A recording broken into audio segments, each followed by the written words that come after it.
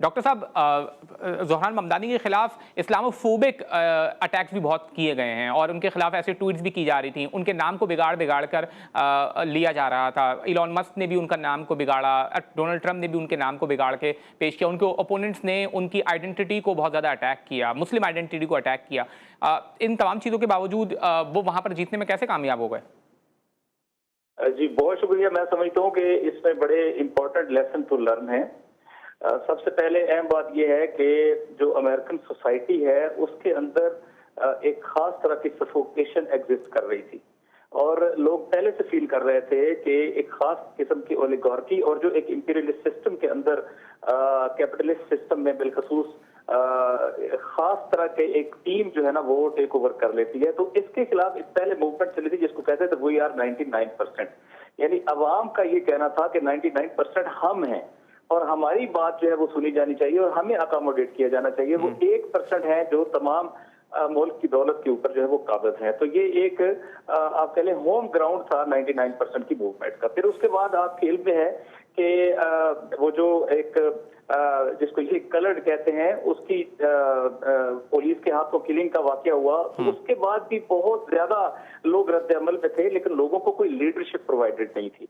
तो genuine issues हैं, ये हमें रियलाइज करना पड़ेगा कि अमेरिका के अंदर बिलखसूस न्यूयॉर्क के अंदर, चूंकि न्यूयॉर्क बहुत ज्यादा फ्लोरिश और बहुत ज्यादा डेवलप्ड है, एक इकोनॉमिक हब है और उसकी बात ऐसी देते हैं जैसे कि वो इमिग्रेंट्स का मरकज भी है। फिर वहां पे तमाम जो रिलीजियस एंटिटीज हैं, मुस्लिम्स भी और इसी तरीके से इवन ज्यूज की भी सबसे बड़ी आबादी जो वो वहीं पे एग्जिस्ट करती है किसी एक शहर के एतबार से अगर हम बात करें तो। अब वहां पर जो है जो असल चीज जिसको लीड किया है ममदानी ने, वो उन इश्यूज को लीड किया है और लोगों को उम्मीद लगी है कि नहीं ये वो बंदा है जो हम में से है, ये ओलिगार्क नहीं है, ये कैपिटलिस्ट नहीं है, ये इंडस्ट्रीज को रिप्रेजेंट नहीं करता, ये हमें रिप्रेजेंट करता है। ठीक है, तो लोगों की रिप्रेजेंटेशन थ्रू ममदानी हुई है और ममदानी ने बहुत अच्छे तरीके से अनअपोलोजेटिक, ये जो मैं कह रहा हूँ लोग अमूमन कहते हैं हाँ जी मैं साउथ एशियन हूँ लेकर मैं सबको अकोमोडेट करूंगा, उन्होंने बड़ी क्रिस्टल क्लियर अपने चीजों के ऊपर जो है वो नॉन अपोलोजेटिक रवैया जो है इख्तियार किया। उन्होंने कहा हाँ मैं हूँ मुस्लिम, हाँ मैं और मुझे इस पे फख्र है, हाँ मैं हूँ साउथ एशियन मुझे इसके ऊपर फख्र है, और हाँ मैं हूँ एक कॉमन आदमी मुझे इसके ऊपर फख्र है, हाँ मैं यंग हूँ अपने 33 से आप 34 में आ गए हो मुझे इसके ऊपर फख्र है।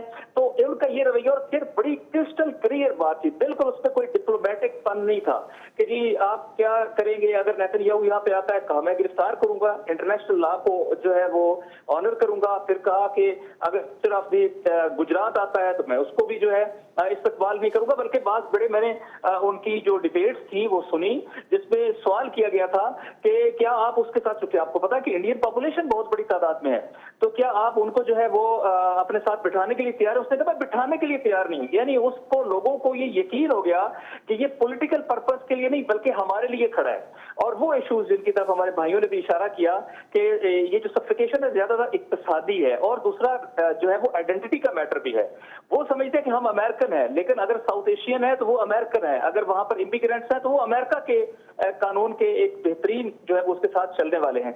अब जाहिर है कि उनको ये जो इनकी जबान से लगा कि उनकी ये इश्यूज जिसमें से वहां महंगाई का इश्यूज है, जिसमें उनको ट्रांसपोर्टेशन का इशू है, जिसमें रेजिडेंस रिहायशों का इशू है, अफोर्डेबल बनाना ये नारा था उनका कि मैं न्यूयॉर्क को अफोर्डेबल बनाऊंगा सबके लिए। जाहिर है कि ये बड़ी क्लास के लिए तो मसला नहीं है, ये मसला है ही कॉमनर का।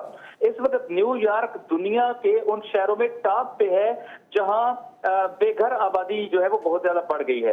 तो जाहिर है कि एक क्राइसिस है जो वहां पर इस वक्त एग्जिस्ट करता है। ऊपर से ट्रंप ने जो है वो नॉन इमिग्रेंट्स जो policies, anti immigrants policies adopt की, तो उसकी वजह से ये सफोकेशन और बढ़ी और लोगों ने एक उम्मीद की किरण महसूस हुई कि ये हमें इस करिए से निकाल सकते हैं। और फिर ये कि कोई शक नहीं है कि उसने अपनी स्लोगन्स के ऊपर अमल करता हुए नजर आए हैं और वो बुलिंग नहीं हुआ। ये मैं बहुत इंपॉर्टेंट समझता हूँ। प्रेसिडेंट ट्रंप हो और उनका अपोनेंट जो है वो इस तरीके की टेक्निकल मैनेजमेंट बहुत किया, उन्होंने इनके मुखालफिन को एक पेज पे इकट्ठा करने की कोशिश की है, विड्रॉल करवाया है, उनको पॉलिटिकल इंसेंटिव दिए हैं।